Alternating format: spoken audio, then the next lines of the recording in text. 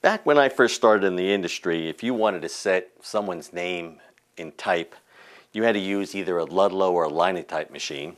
And this is a Ludlow stick. And each one of these letters that you see in here is individually set. And you can, I don't know if you can see it clearly, but it says Stephen Schnall, and there's spacing in there. And that's the actual matrices that created my name, Stephen Schnall. And these are brass matrices.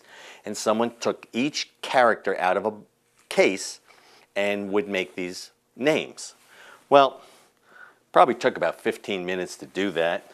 Of course, then again, we had linotypes, which we could go up to a certain size, and this would be a linotype slug. And we would set this one line at a time, and it was a little bit more efficient than headlines. But it worked. It's interesting. Early personalization, very interesting. Well, now we have a whole different world of personalization, and this is a card that I got from my friends at Printable in California, Coleman Kane. I think he's a great guy.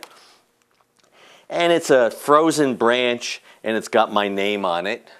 And then it's got a QR code on the back, but it's more than a QR code, it's a pearl. And if I hit this with my BlackBerry or iPhone or whatever device I have as a smartphone, or I input it into my Pearl input onto the website, I will go directly to a site that says Welcome Stephen Schnall. So what we're looking at is personalization has changed. We can do some very interesting things with design.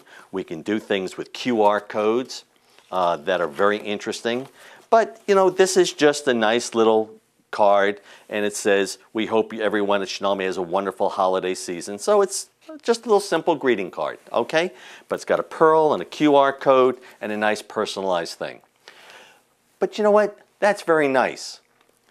What's missing is, what's the attraction? Yes, it was a holiday card, but maybe they should have said, when you go to the Pearl site, that you choose from a charity that Printable would make a donation in honor of their customers.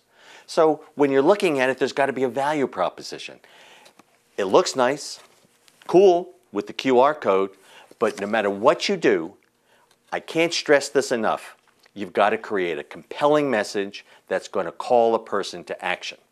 So that's the nice thing about QR codes, because it's easy. You shoot it on your mobile device, brings you right to a website, and you can take some action right there, no matter where you are.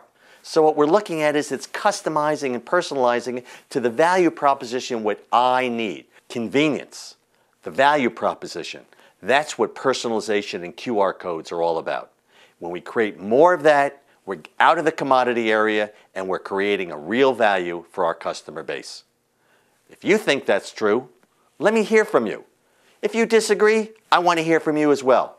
QR codes, personalization, the next stage of our efforts. See you soon.